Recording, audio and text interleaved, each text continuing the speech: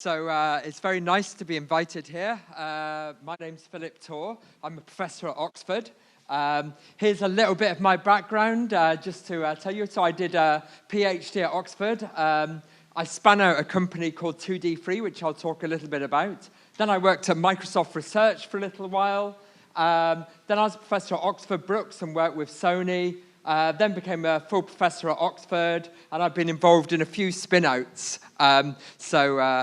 My group is about 30 people, and actually I work mostly on what you'd call computer vision, so I'll say a little bit about that. We've got lots of collaborations with all sorts of the different high-tech companies. So what's computer vision?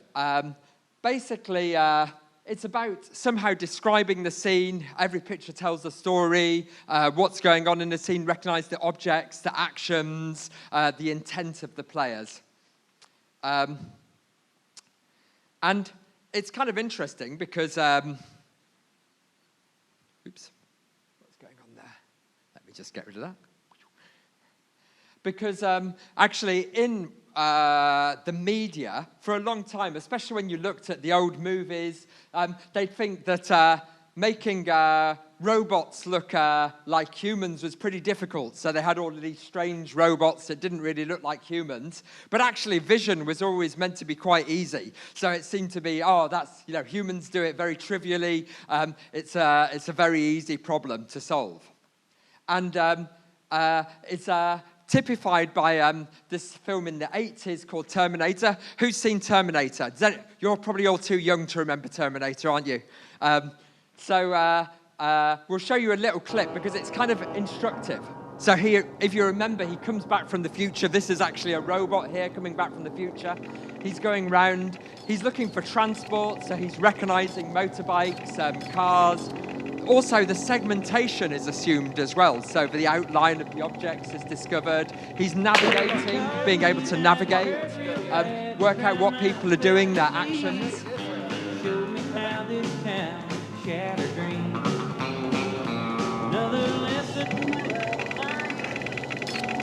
Assessing the threat, identity, male, female.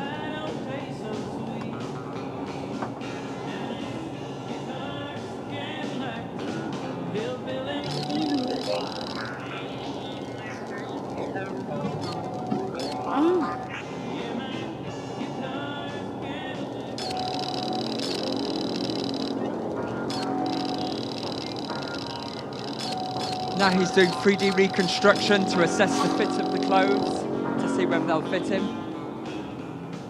I need your clothes, your boots, and your motorcycle.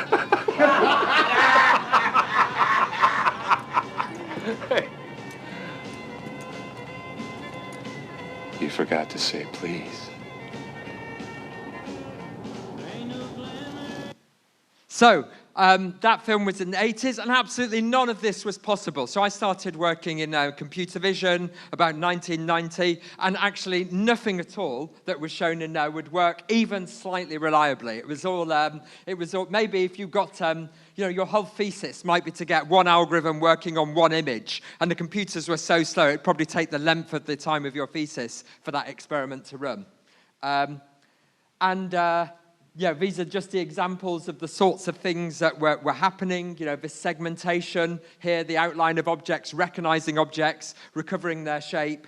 But as I say, nothing was solved at that point. What's really interesting is that in the intervening time between now and then, actually, I wouldn't say these problems are solved. There's a lot of hype in the media that says these problems are solved, which is a bit unfortunate when you come to apply for grants because people say, well, all this is solved. I'd say it's solved to some degree of reliability, but not perfectly solved. And we'll come into a little bit of some of the problems and where it's not solved, and actually some real problems that are still with the field. So I guess I work, even though a lot of my work gets applied in robotics, my main area of research is actually what's called computer vision, so making machines see.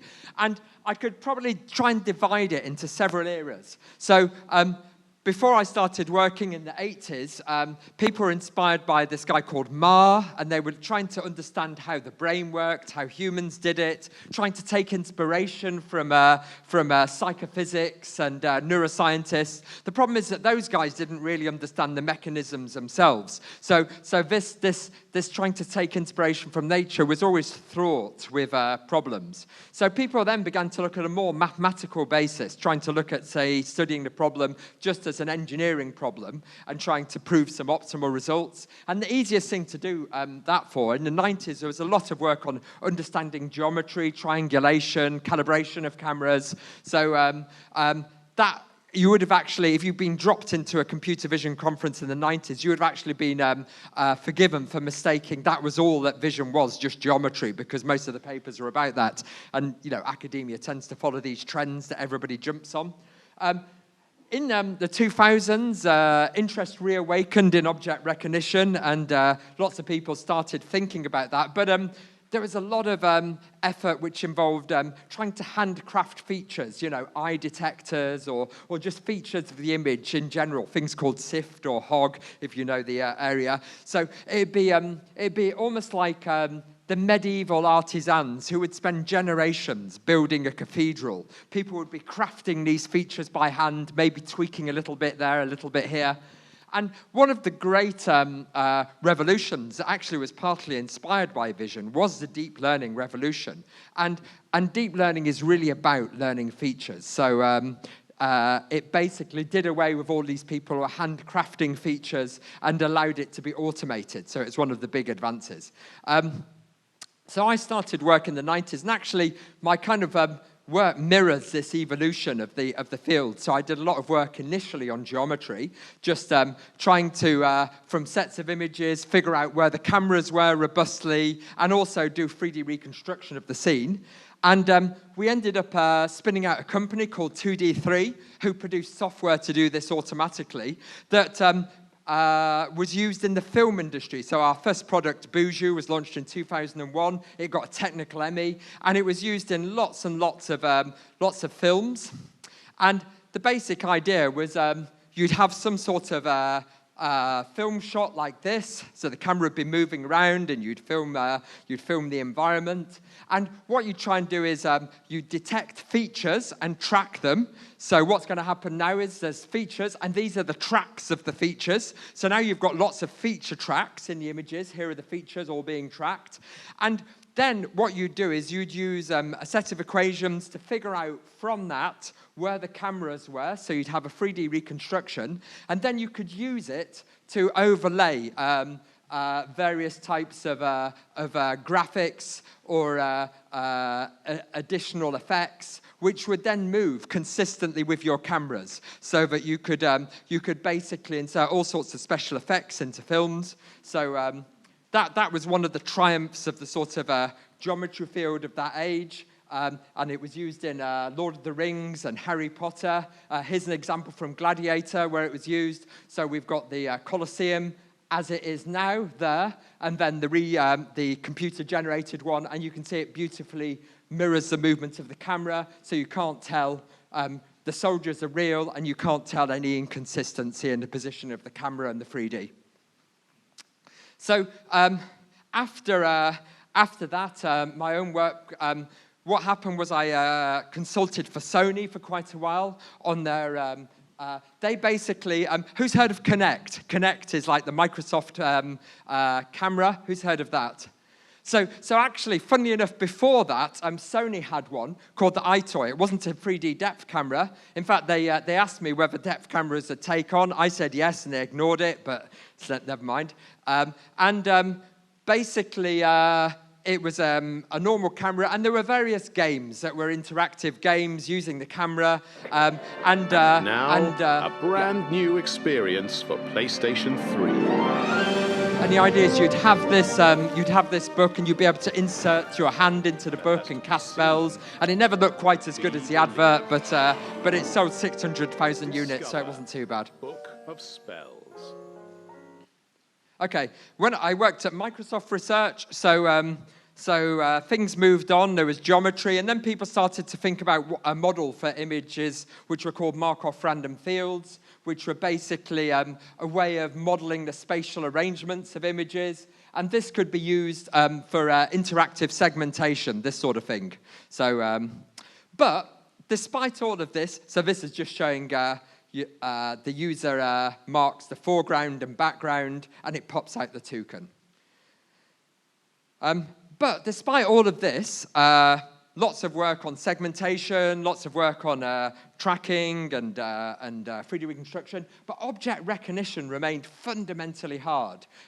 The field was still stymied, unable to recognize complex objects. And actually, there are many reasons why object recognition is hard. For instance, this is all the same person on the top, but the illumination variability, in fact, this is all the same person all the way through, but the illumination variability is huge. So these images look quite different. And actually, if you were to try and just say, look at any one pixel, you know, it could go all the way from being black to white. So it's very difficult to actually be able to recognize this as the same person from the just from the pixels, because the variability in the intensities is so extreme. So illumination variability, what's called occlusions, so parts of the object might be missing, or you might see it in very different poses. So all these are cats, and yet they appear vastly different. You know, you might only see the head or a part of the cat. They might be different colors. They might be in different poses. Cats are very flexible, so they exhibit high variability.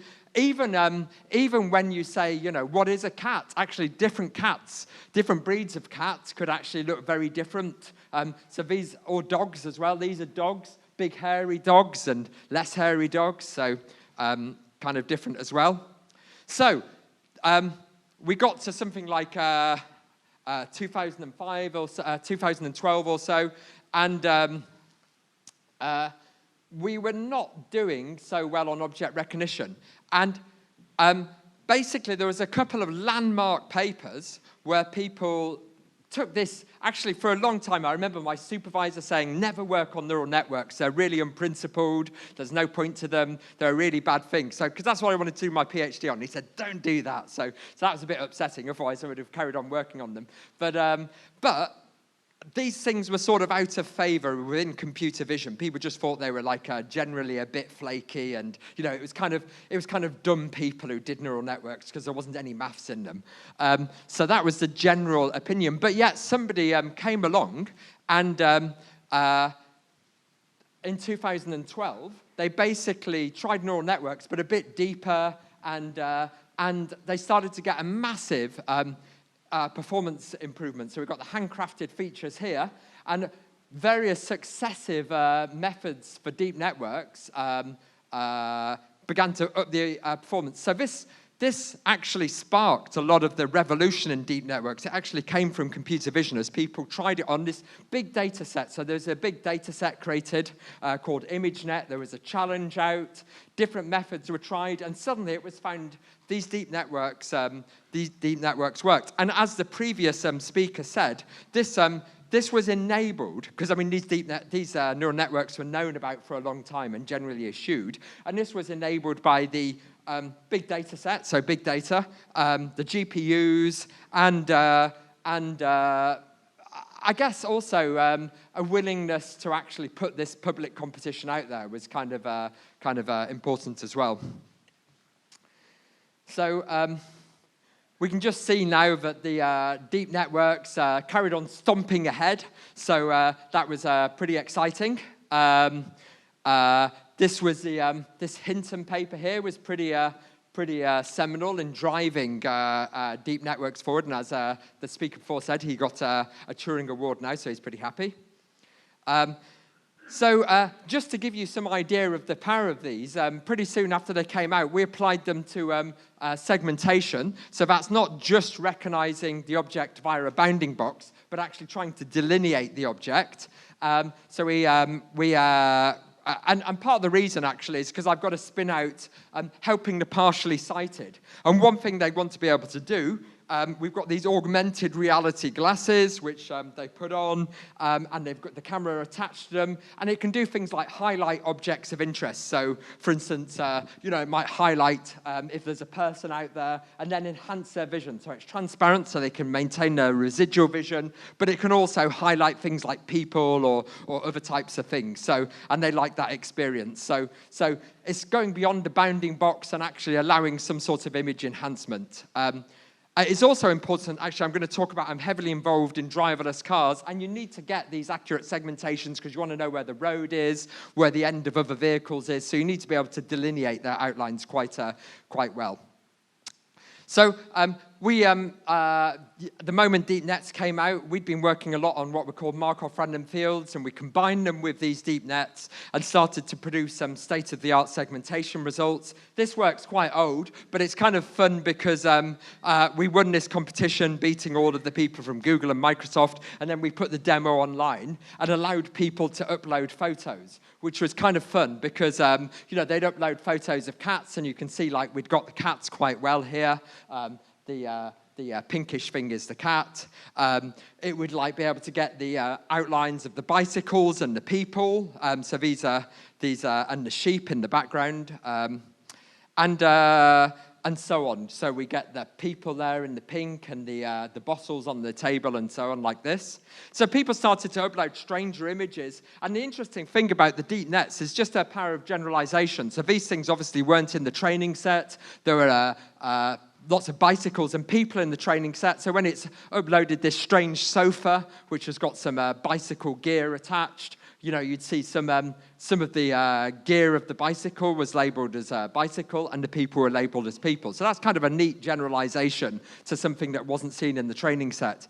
It would also encode implicit biases. So you'd have things like, this cat up here was detected as a bird, probably because it's above the people, so it's looking at, it's encoding some data set bias that birds are usually high up. Obviously, it still doesn't work with camouflage. We've got a cat there lying on a very similar looking background, and it's very hard to be able to find the camouflage thing. And then people would upload really strange images. So somebody uploaded Gollum, and because we'd only trained on a certain limited amount of data set, Gollum was classified as part sheep, part person, part horse, and part dog, which is kind of fun. And somebody uploaded a centaur, and again, it was kind of cool because the horse bit was labeled as horse, and the human bit was labeled as human. And somebody uploaded a bird dog, classic bird dog from that 70s or 60s song.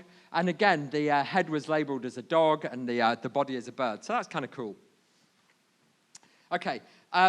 As I say, we are now, I've got a spin out. We've raised about 10, 12 million, got about 30 people, and we're busy commercializing this to help the partially sighted, which is kind of fun.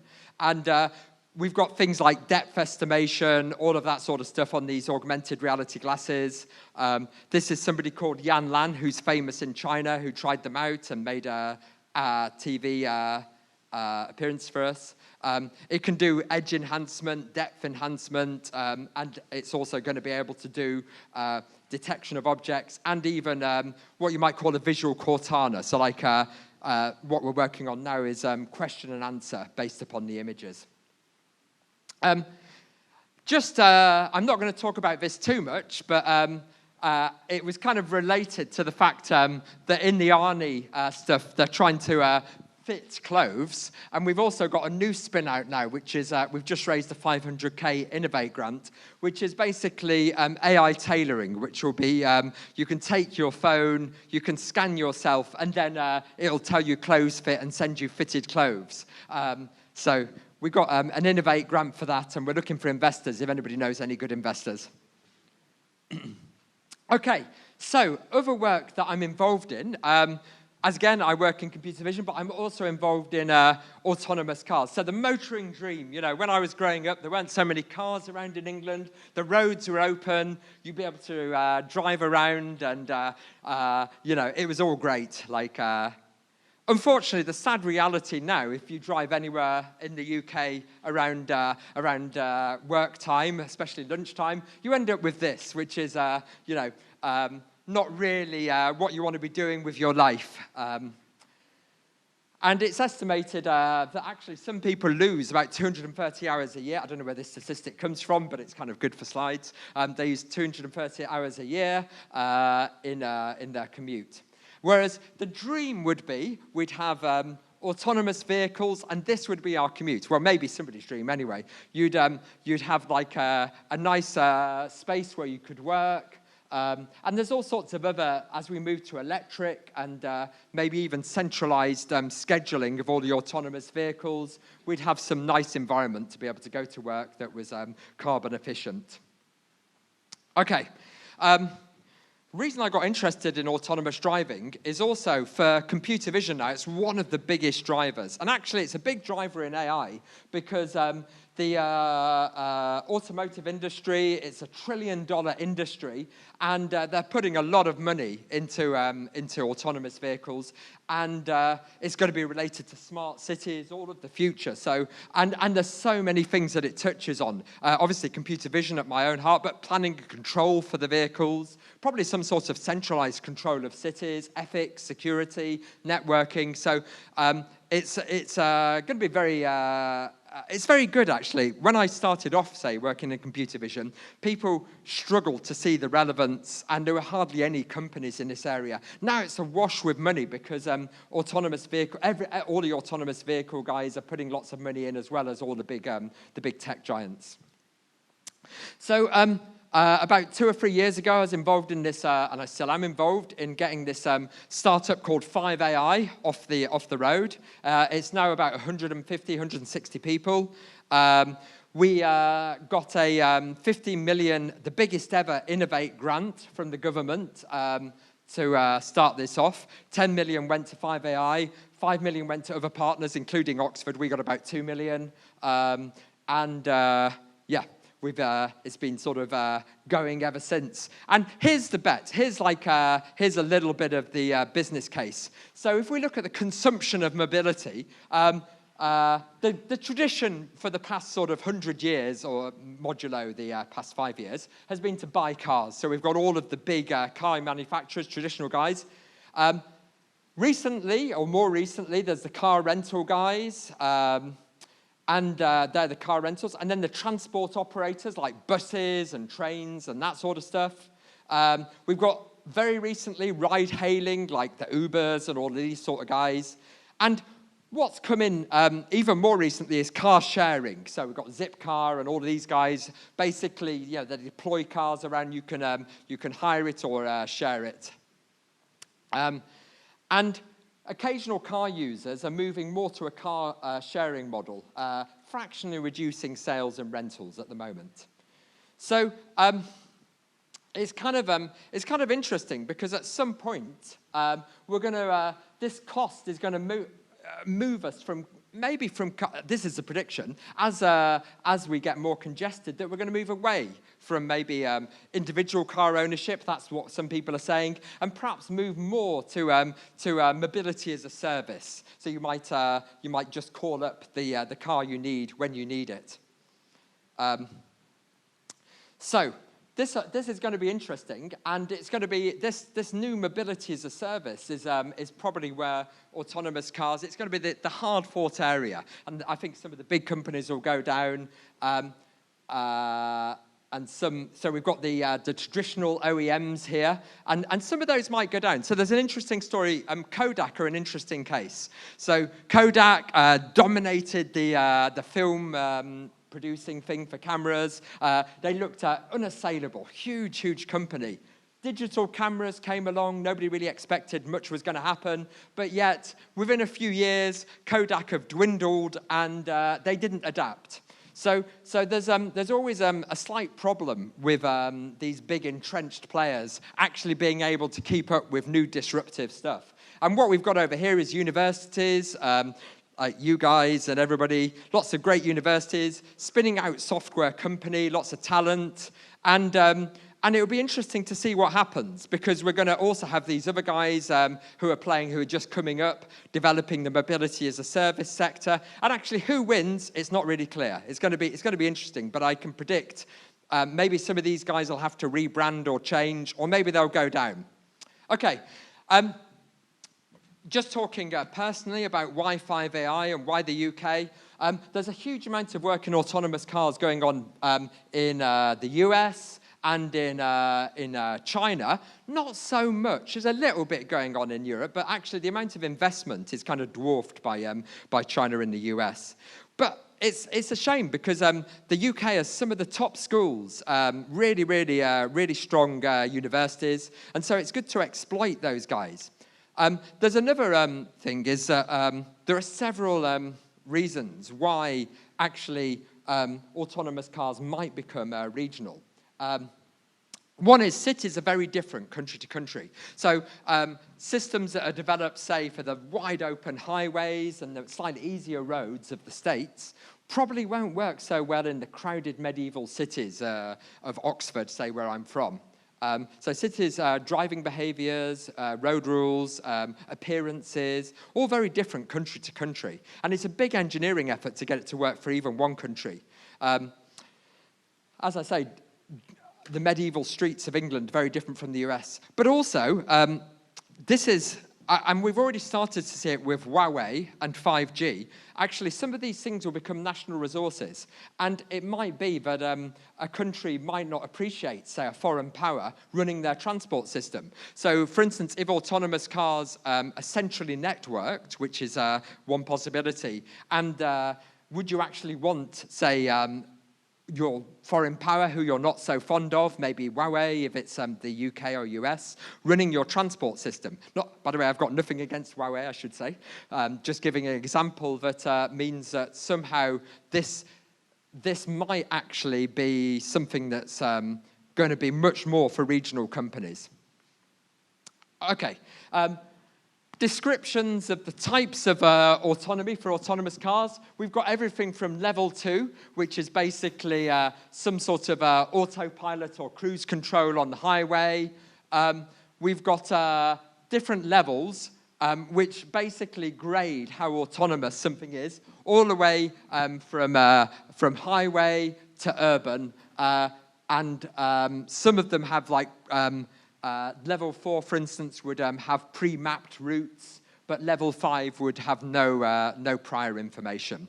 And what I think is actually, people tell you autonomous cars are going to be here very soon. Actually, I don't believe that. I think this is an unknown amount of time away. So I was running CVPR, one of the biggest conferences in vision, and I was there in June. And it was kind of interesting, because maybe 3 years ago, people said, oh, autonomous cars, they'll be here in 5 years. Then in 2 years ago, they said, oh, they'll be here in 10 years. Last year, it was kind of maybe 15. This year, it was, I don't know. So you know, don't sell your automatic or your self-drive just yet.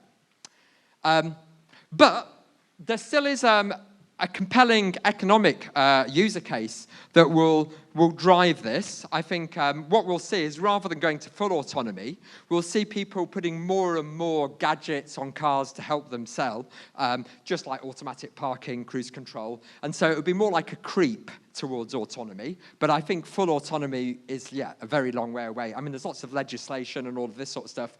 But looking at the economic argument, if we look at this, so imagine we've got operating cost, we've got paying another driver, and we've got also a service provider. And so if we map out the different solutions, a commuter car, well, that's just all your operating cost.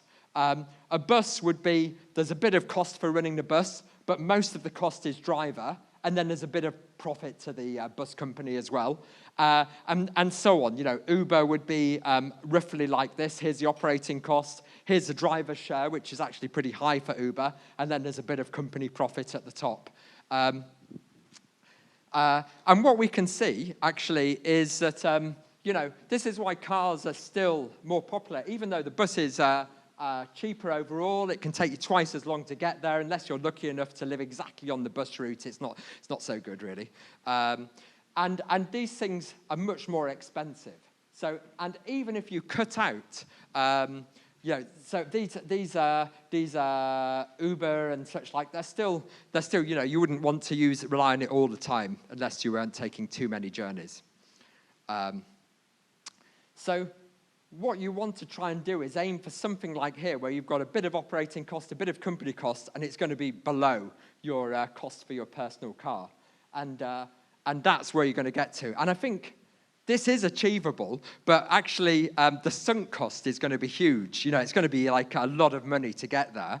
And so it might be some of the initial companies won't even be able to ever recover that because they'll have invested so much that their green bits will always be high just on the lost opportunity cost.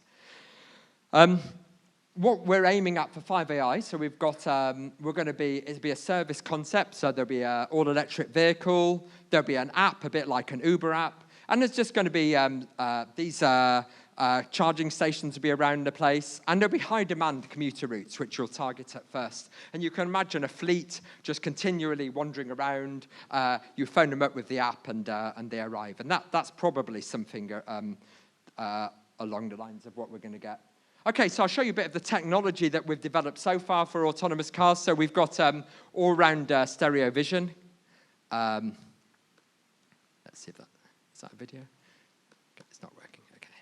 Okay. Yeah, so we're going to have stereo pairs all around. They're taking these images, like continuously coming in. Here's an example of the sorts of stereo. And here's the car actually driving. We've got a safety driver with it, but this is driving autonomously. We've got this test area around Milton Keynes where we're testing. The red is closer depth.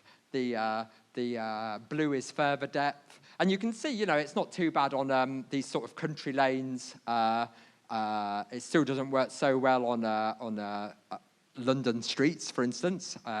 We just started testing on London streets in Croydon.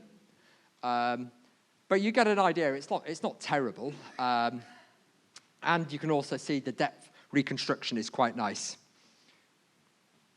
And the depth reconstruction is kind of something I'll talk about a bit more, so it's useful to see that.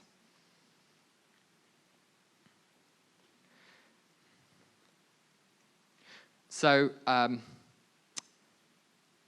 we end up, from that depth reconstruction, we've got a runtime reconstruction, which is fusing all the cameras, which you're seeing there, and then an offline reconstruction, which is basically doing some sort of bundle adjustment of lots of different runs down this same route, aligning them and reconstructing. So that as well as just for the runtime of the camera, you're building up a way for navigation, you're also building up an offline map. As more and more cars traverse that, you're getting a more accurate picture of what's actually happening in the world. So you're building up a 3D reconstruction of all of your route, which you can maybe use for later to help you understand how it's used.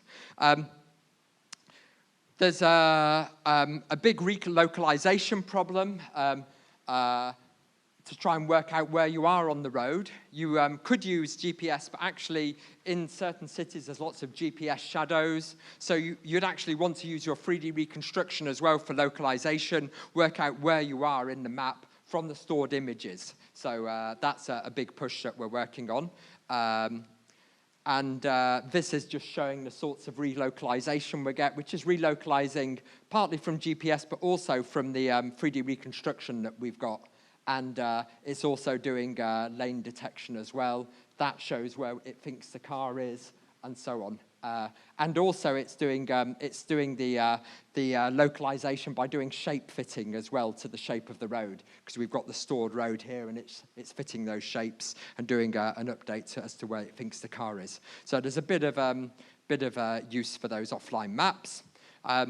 Again, not totally solved, but it's detecting cars, fitting boxes, tracking them. So all of this is stuff that we do at Oxford and at 5AI, just improving the tracking, making it more robust so that we can detect objects and then put them down relative to our car, see what they're all doing. So that's kind of essential for all of the dynamic things in the scene that we haven't been able to reconstruct. So cars, humans, all of that sort of stuff.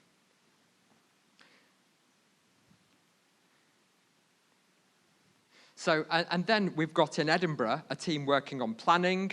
So we've got this deal with Transport for London where we can get access to all of their video cameras, their traffic cameras, and we're using that.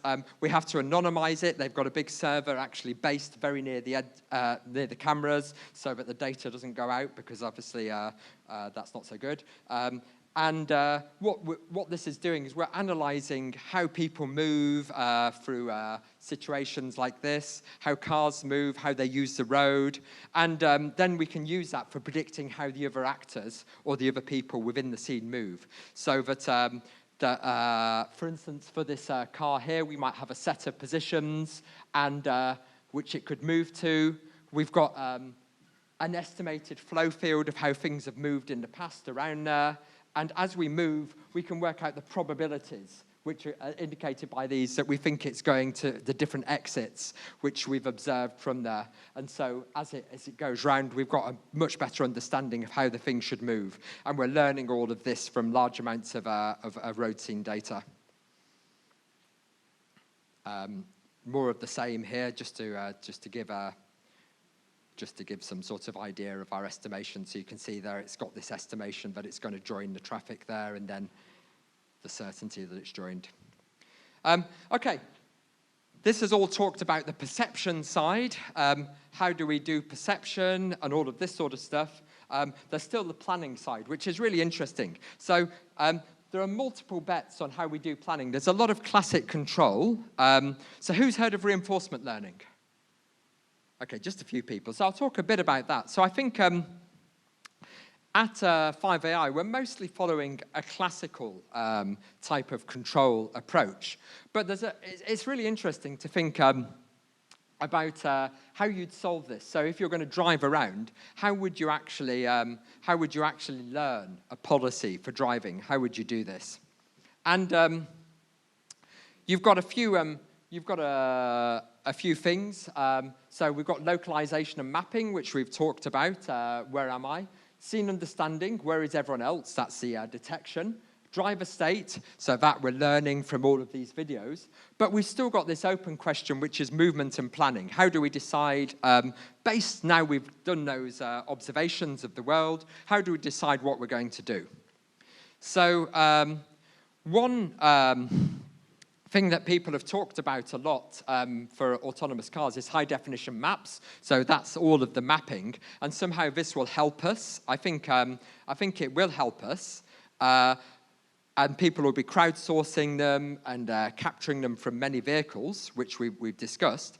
But it's not going to help us too much, because the road always changes. There'll be roadworks.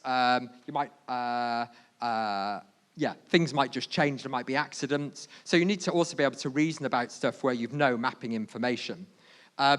So the real benefits could be something else. So as autonomous cars move to map, reconstruct, and recognize the world, so you might have these very detailed maps, which will be these 3D reconstructions of the world. You'll also have things recognized in them. You'll have how things are moving in them. It's actually be very interesting for another purpose. And I think that purpose will be how to control the vehicle. Because what's going to happen is that we're going to have a huge amount of data about how people have moved in the world, and a model of the 3D world, a synthetic model of the 3D world. And there's been a striking success by DeepMind where they used reinforcement learning to crack the game of Go, which was always viewed, when I started off my PhD, was always viewed as one of the grand targets of AI. Can we solve? How long? Okay, I'll be quick. Okay, so the way it works, I won't go too much into it. It has a deep network. It has some sort of simulation model for how things are going. And I think that driverless cars will learn from games. So there's been work on, say, Grand Theft Auto. And you can see now Grand Theft Auto is almost as realistic, if you squint your eyes, as the real world. And you can start to learn a lot from simulation. So Toyota have released this, which is another simulator called Carla. And again, the way robots might learn is in simulation. They'll use deep reinforcement learning, which is this sort of trial and error method, combined with a deep network, which takes your image and will embed it as some sort of feature space that will be optimal. We'll choose features that are going to be optimal for your specific task. So at 5AI, we've been working a bit on simulators. So we've got two approaches. One is we've got classic 3D reconstruction, as we said, combined with a graphics team. And this is the sorts of this is the sorts of stuff they're producing. So very complex models of London. This is Scotch Corner.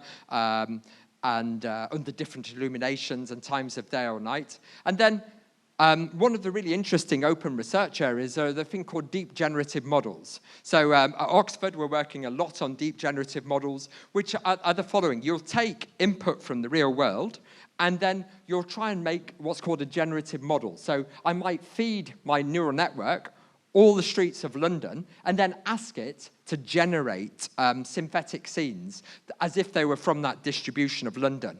And this will be interesting because you can show it accidents, or you can show it all sorts of things which you wouldn't want to run in the real world, but it should be able to generate or learn to generate or synthesize examples of those. So like here's a sort of typical image generated. This is now a synthetic image generated from a deep neural network. And so you can see the results still aren't perfect. You can see like that there's some blurring and distortion, but actually it's getting close enough to fool the eye. So then an interesting research question comes up, which we're also working on, which is how realistic do these synthetic models need to be in order to verify certain properties of, that you want about the real world? And so this is a really interesting area of research because you can imagine you're going to formulate optimizing this simulator to be able to achieve some task. So actually understanding how good the simulator should be is you're actually going to treat that as a machine learning problem and learn how good simulators should be in order to help you achieve your tasks.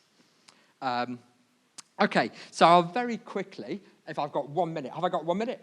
Okay, 1 minute. So, yeah, sorry the last bit's been rushed, but I guess I just wanted to, so that's a little bit about the research we're doing and all of that sort of stuff. I just want to say we've got lots of problems. So the state of the art looks high, but actually if you look at, say, a state of the art object detector running in real time in an office, look how much it flickers on and off. Sometimes it gets the wrong detections. So there's still a lot of problems, even now. Even though it looks solved, there's still a lot of problems, even with deep networks. And so some people have asked, well, if you have more data, train them with much more data, will this help? So that's part of the answer. But actually, there's a worrying thing.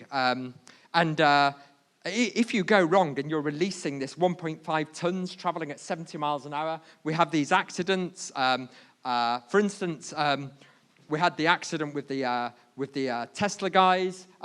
This was something like this was something like a truck crossing against the sky.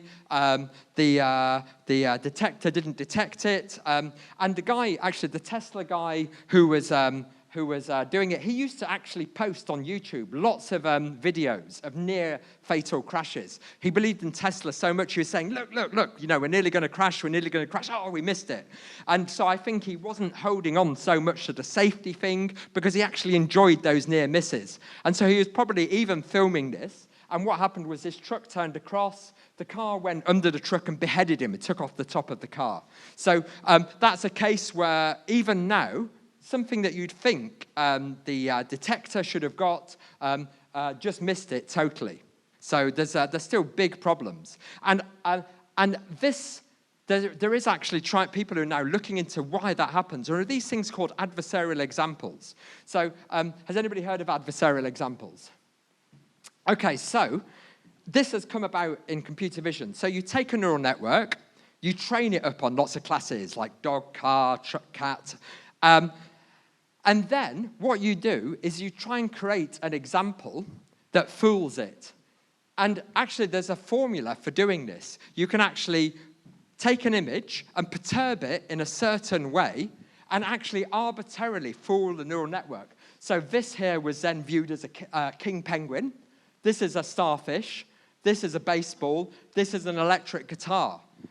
this is very counterintuitive, right, and not understood. So you can take any deep network, you can add a certain noise pattern to it, which you can also learn, and then you can arbitrarily fool the network such that it gives 99.6 confidence in the wrong answer.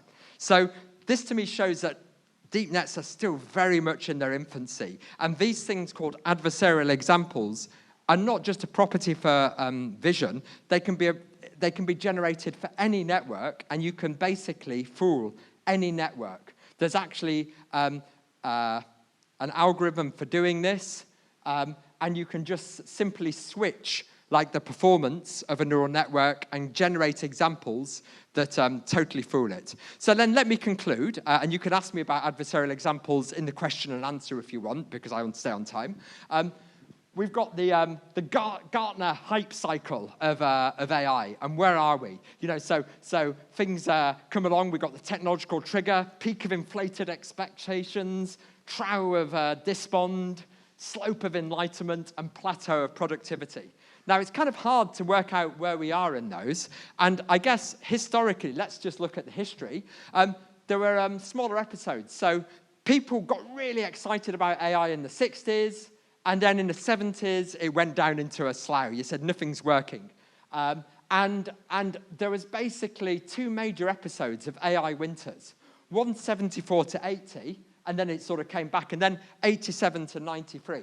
I started in 90, but I was lucky because the other guys started too soon, because in some ways, they were doing really cool research, but they didn't have the hardware. So they're kind of doing all of this stuff, but they didn't have the hardware to show it, which is what led to this despond. And I kind of think we're not in the same situation now, even though you can look historically and say these things really pooped out. I think actually, as our previous talk showed, the hardware guys are keeping up in a great way, which will keep this interaction, I think, this synergy. Or maybe actually you were saying Moore's law's plateaued. Hard to say. So anyway, lots of exciting stuff. Thank you for listening. Wow, thank you so much, Philip Torr.